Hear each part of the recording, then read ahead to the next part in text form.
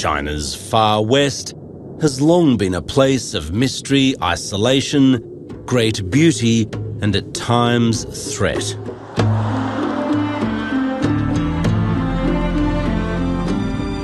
Where we're heading, politics, religion, and identity have been combining to produce a murderous result.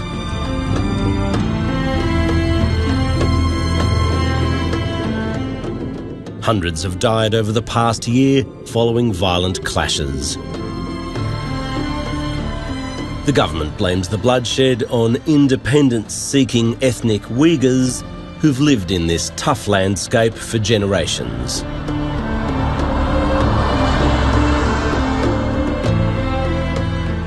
We're delving into one of the most sensitive matters in China today. We pass the old border post and enter Xinjiang. Next to Pakistan and Afghanistan, it's more than 1.5 million square kilometres, mostly made up of dramatic sprawling desert with the occasional oasis.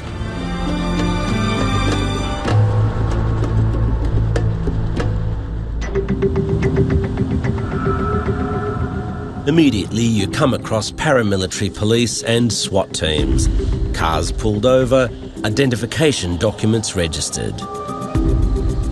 Reporters haven't been able to get to the bottom of events here because of the many places to which we can't get access. We're attempting to cross the province to try and find out what's been causing the tension and the killing. President Xi Jinping's China is becoming more hardline right across the country. Here it's extreme, though some would say with good reason.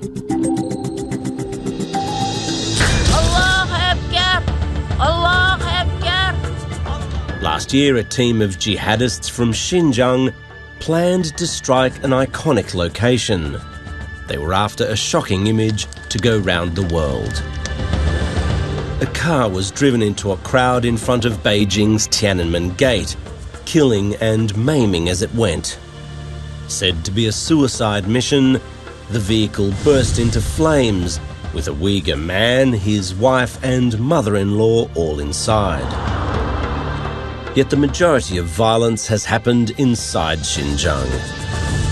Just about every month there's a new report of a police station being raided, or civilians as the target of bombings or stabbings. Security forces have also fired on crowds of angry Uighurs. This is being motivated by training videos from nearby countries, according to the Chinese government.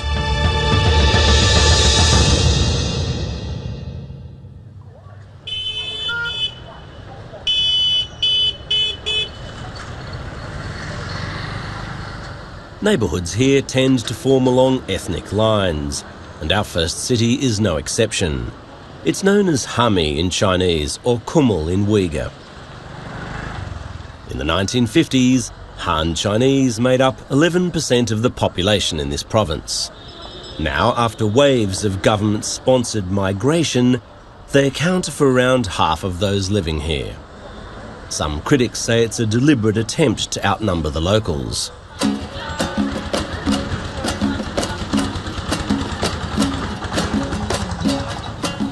For us, it won't be long till Chinese security is on our tail, so we head straight to a predominantly Uighur street.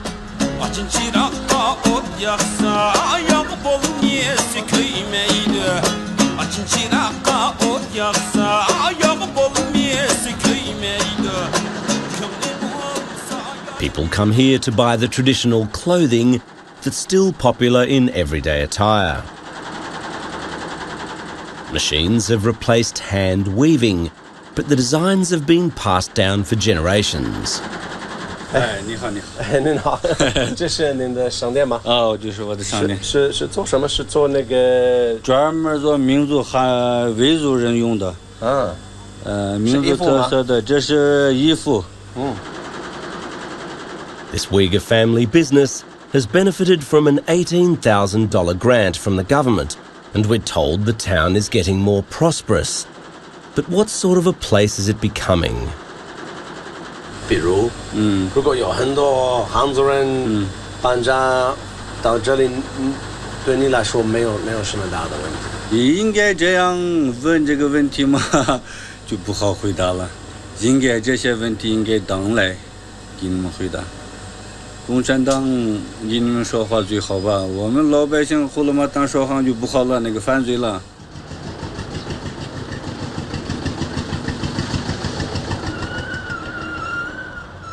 The Uighurs are Turkic-speaking Sunni Muslims who've been ruled by local warlords, Chinese emperors and Mongolian raiders with only brief tastes of independence.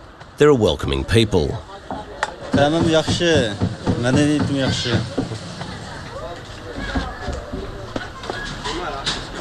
Yeah, that's fresh.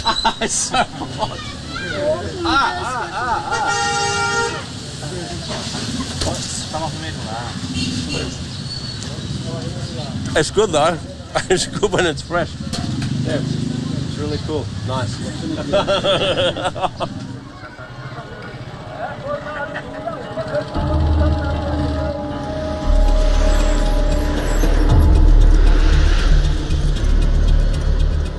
These days, if a Uighur travels beyond their hometown, this draws the immediate attention of the police.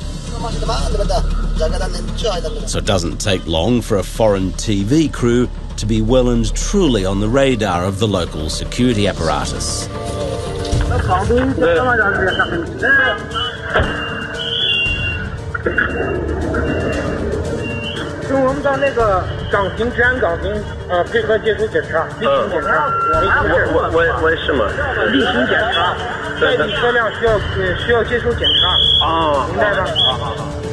Police say we'll need special permission to be here working.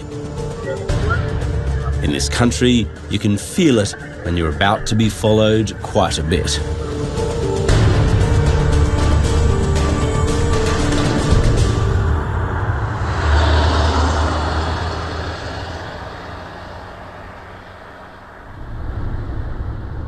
We're allowed to leave, and though the stretches between towns are long, the roadblocks ahead have been told we're coming.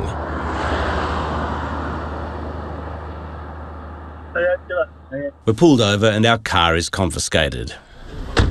We have to move all our gear into a police-provided vehicle.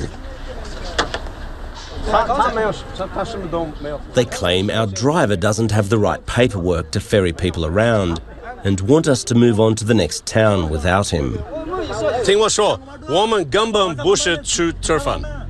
They seem to have him on a technicality, but when they tell us that our translator has to go with them as well as a witness, we decide to draw a line.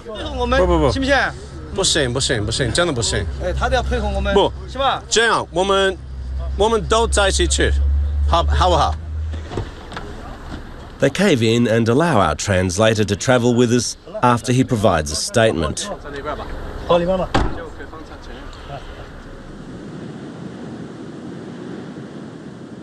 Our next town, Shanshan or Pichan in Uighur, sits at the foot of enormous sand dunes. They spread for thousands of kilometres and would be dangerous to get lost in.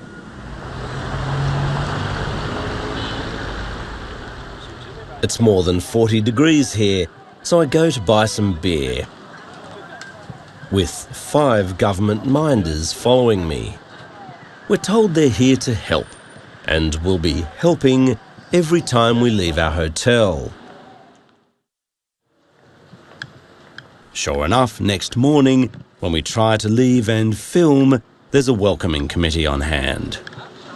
No need for a taxi, we're told, because our official friends will take us.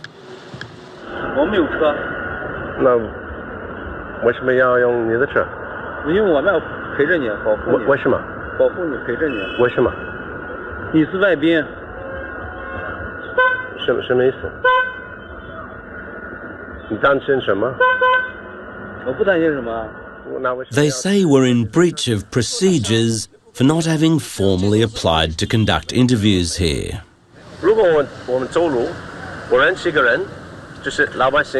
我想采访他们，他们介绍，他们同意介绍采访，这个有什么问题吗？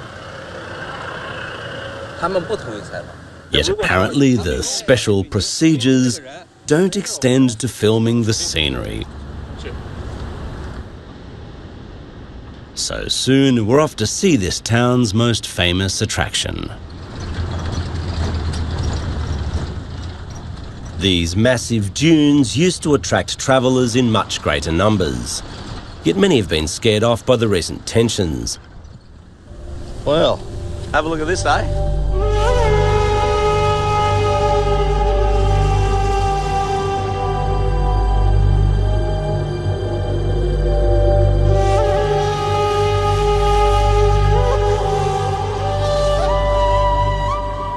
Away from the cameras, travel companies say numbers have halved amongst foreigners, with a drop-off of up to 90% amongst Chinese tourists. Even this is a sensitive subject.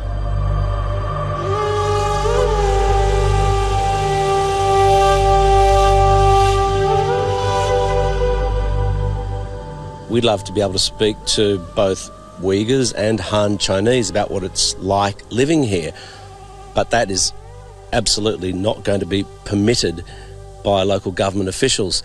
The funny thing is, if you were able to do those interviews, you'd get all manner of views. Some people would be unhappy with the situation, especially Uighurs, but, you know, you'd get others who think that there is development here and the place is improving.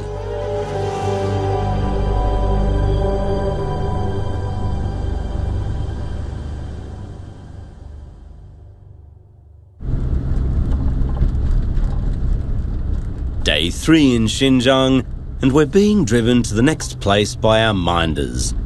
They're keen to make us somebody else's responsibility and don't really care what we do as long as we're not doing it in their jurisdiction. Hello. Oh, hi. We arrive in Turpan and can barely leave the car before a new team of smiling officials is upon us.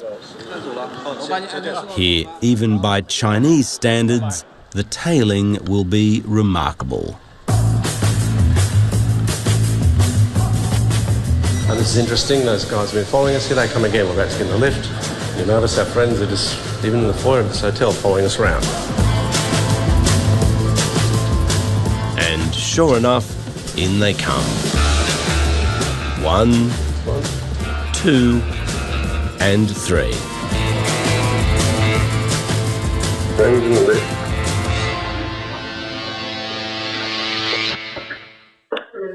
At any time of the day or night, the corridor of our hotel floor is like a busy street, with the same 10 or 11 young men desperately trying to act as if it's normal to hang around outside our rooms.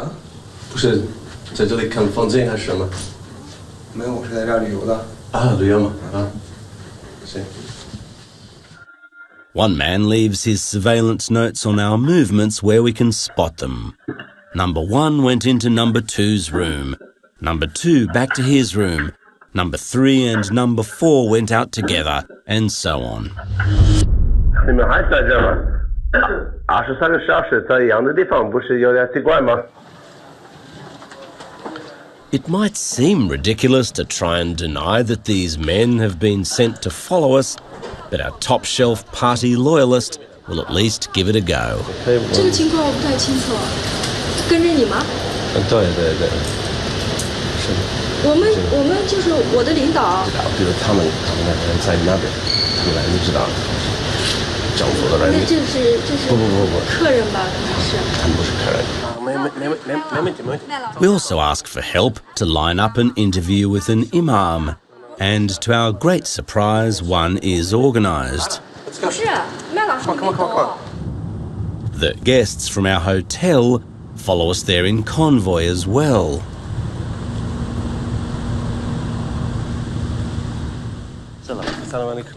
We meet Imam Ahmed Rozi, and he welcomes us into his 90-year-old mosque. In Xinjiang, the government keeps a close eye on religious institutions and can veto appointments.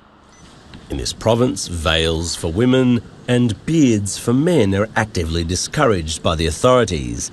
We ask if people are free to practice their religion.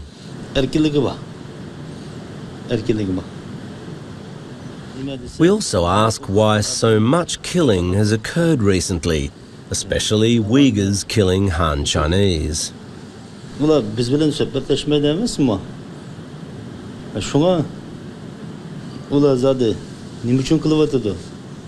Could it be because some Uighurs are not satisfied with their lives?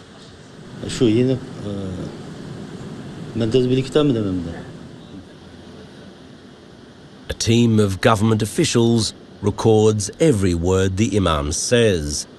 His can be a dangerous job.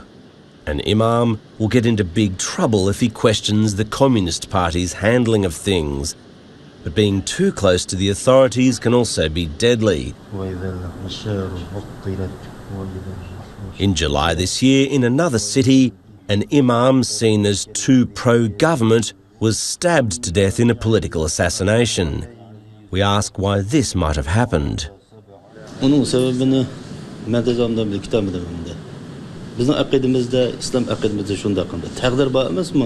keyingi taqdirining bo'ladigan yo bo'lmaydiganligini bizning e'tiqodimizda Alloh o'zi biladi.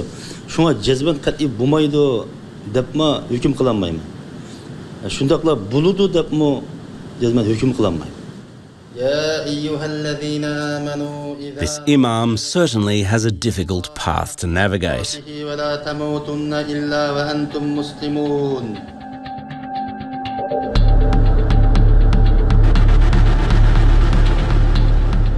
We've found a new driver, and on the way to the regional capital, we pass some of the historical and economic reasons for wanting to hang on to this territory. On Xinjiang's highways, cars are now being stopped for full airport-style bag scans. The government's message: you think you can pressure us?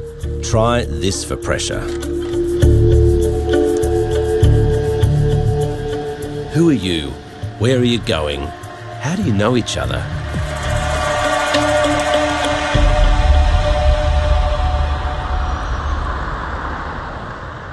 Soon we're in Urumqi, a prosperous city with Uighurs in the minority and very Chinese characteristics.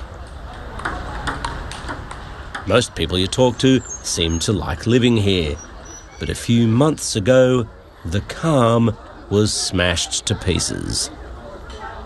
You can't really tell now, but this street was once the site of a morning market. All the way along here there were stalls selling food, and the locals would come out to buy their breakfast. In May this year, that's exactly what they were doing when a couple of cars pulled up. It's not quite clear what happened next, but those inside have either thrown explosive devices out of the vehicles or set off bombs inside the cars. 39 passers-by were killed, 4 of the bombers died as well, though one was captured. It was a bloody attack which sent shockwaves through this community. 他们是暴徒啊，他们丧失人性，他们已经被那个宗教极端思想洗脑了，没有自己的思维，他受到宗教极端思想的蛊惑，做出来这样反人类的事情。一个正常的人是不会对老人孩子就举起屠刀的。Uighur policeman Ainiding Memtimin took the dead and wounded from the bombed marketplace to hospital. In a largely Han Chinese area, most of those killed were elderly people. 我流泪了，我痛恨，我不能理解怎么有人能做出这样的事情，怎么能做得出来？他能叫做人吗？ Many Han Chinese whose parents and grandparents were from Urumqi seem genuinely bewildered that social harmony is cracking apart here. The government's solution is integration. In one town, Uighurs and Han Chinese are being offered generous cash handouts if they intermarry. teaching in the Uighur language is disappearing in schools everywhere, and it's almost non-existent at universities.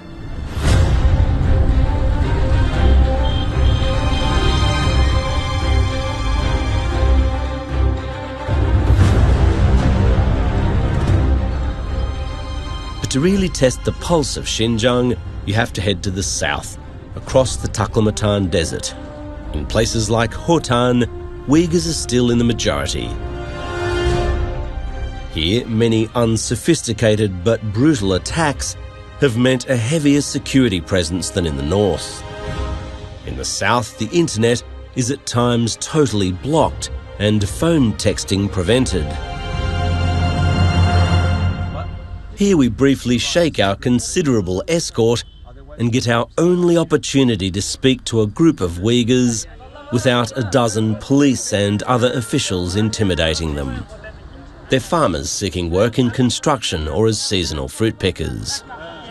Gayet turmuş cihetini azraymiz. Bu yerde tolusu toy qilmagan bolalar bor. Toy qilish jihatdan azroq ta'sir bo'ldi. Shunga qarta azraydigan ishlar bor. Boshqa ishdan azrash yo'q biz. And what do they think is causing the tension here?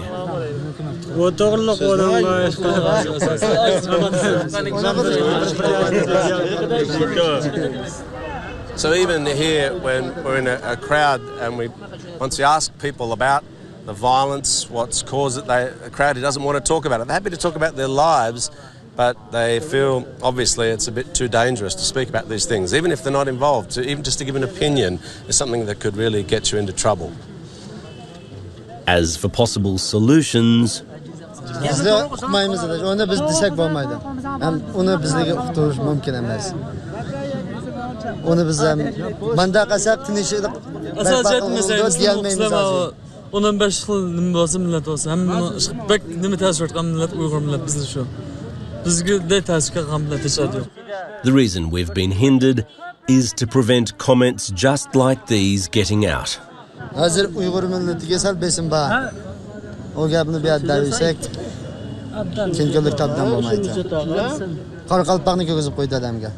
Hozir mavla hamma barobar u bu degan bilan biz bilayotgan gapdan. Naqshliqni aytbak jiqazim so'zlab kelsak. And when might the violence end? Uni Alloh o'zi bilmasa banda bilib bo'g'ilib bo'lmaydi. Vaziyatga baqadanmishlar. O gap to'g'ri gap asab bo'lmaydi. Asosan erkinlik yo'q hamda. Sizning tushunasiz.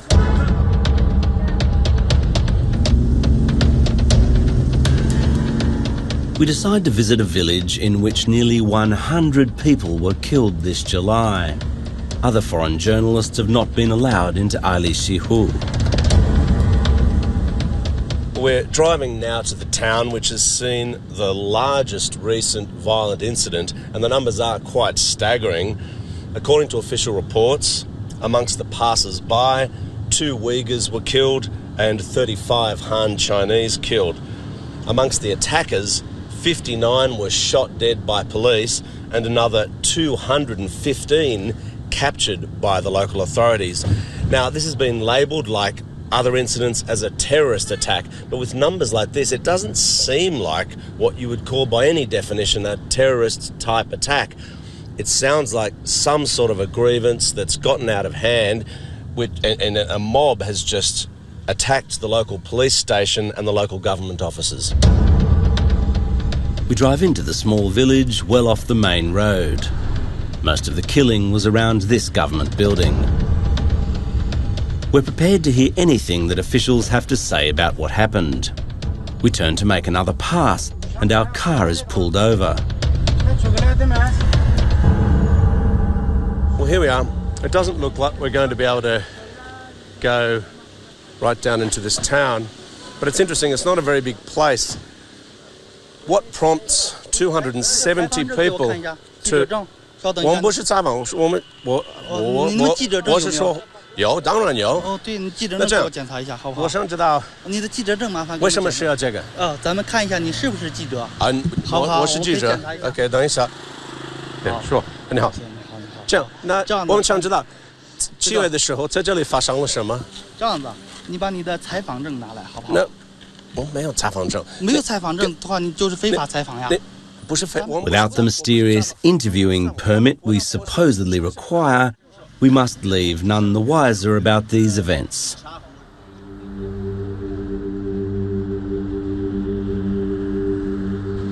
We make our way along one last long stretch of road, heading for our final destination.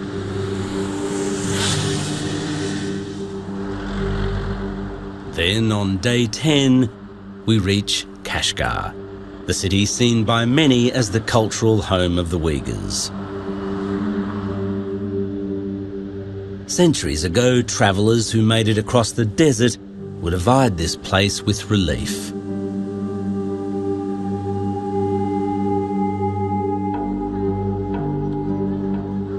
Upon making it all the way to these crumbling alleyways, we must ask ourselves what we've garnered from the trip.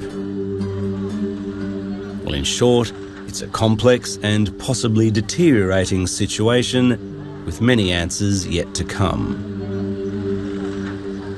Much of the discussion about the violent clashes in Xinjiang has revolved around the question of whether or not they've been caused by international jihadist groups encouraging this behaviour, or local disaffection following government policy on, say, beards or veils.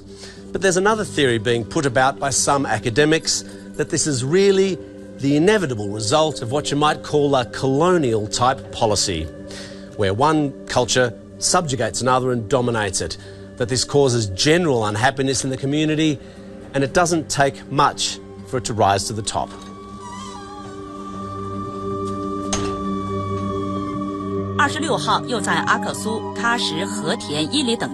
Over the past year, Uighurs said to be involved in attacks or planning attacks have been rounded up by the dozen for execution.